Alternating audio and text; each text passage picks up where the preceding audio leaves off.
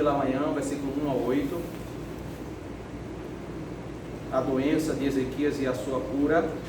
E agora vamos ver a reação de Ezequias ao cantar ao Senhor e dar graças por tudo que o Senhor fez de modo extraordinário, tirando a sua doença e trazendo cura à sua vida. Isaías 38, verso 9 ao verso 22, a palavra de Deus nos diz: este é o cântico que Ezequias, rei de Israel, escreveu depois de ter estado doente e se ter restabelecido. Eu disse, em pleno vigor de meus dias, hei de passar pelas portas do além. Fui privado do resto dos meus anos. Eu disse, já não verei o Senhor na terra dos viventes. Jamais verei homem algum entre os moradores do mundo. A minha habitação foi arrancada e removida para longe de mim, como a tenda de um pastor, como tecelão enrolei a minha vida. Ele me cortará no tear, do dia para a noite darás cabo de mim. Esperei com paciência até a madrugada, mas ele, como leão, quebrou todos os meus ossos, do dia para a noite darás cabo de mim.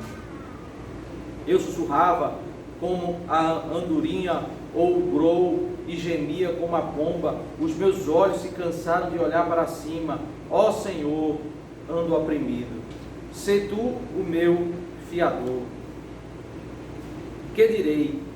Como falou, assim ele me fez. Andarei vagarosamente pelo resto dos meus anos, por causa da amargura da minha alma. Senhor, por causa dessas coisas vivem os homens e inteiramente delas depende o meu espírito. Portanto, restaura a minha saúde e faze-me viver. Eis que foi para a minha paz que eu tive grande amargura. Tu, porém, amaste a minha alma e a livraste da cova da corrupção, porque lançaste para trás de ti todos os meus pecados. A sepultura não pode te louvar, nem a morte glorificar-te. Os que descem a cova não esperam em tua fidelidade. Os vivos, somente os vivos, esses te louvam, como hoje estou fazendo. Os pais darão a conhecer os filhos a tua fidelidade. O Senhor veio salvar-me, por isso, tangendo os instrumentos de cordas, nós o louvaremos todos os dias de nossa vida, na casa do Senhor.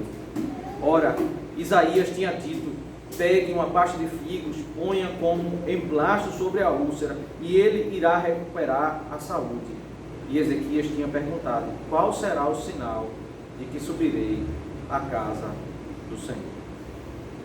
Depois de Ezequias vê a cena da morte, o cenário de que ele morreria e ele ter se humilhado, orado ao Senhor, e o Senhor ter dito a ele que ele viveria mais anos, 15 anos, que ele não morreria. Ele, nesse cântico, ele conta a história de como ele recebeu a notícia de que ele morreria, de como ele ficou angustiado, como ele sofreu, até o momento em que Deus deu o livramento e ele começou a se alegrar diante de Deus.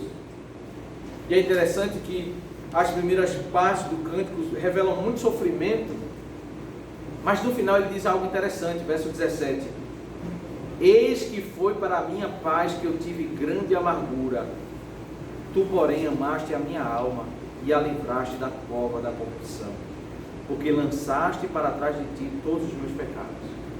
Não foi porque Ezequias era bom que Deus perdoou ele, não foi porque Ezequias era bom que Deus curou ele, ou que Deus fez algo para ele, mas foi porque os seus pecados foram perdoados, e a misericórdia do Senhor, a graça do Senhor foi derramada sobre a vida de Ezequias. Esse versículo 17 marca a transição, e aí ele começa a falar sobre os dias agora favoráveis, após a cura. Antes do verso 17 é só sofrimento. Após o verso 17, ele diz, como é bom poder louvar.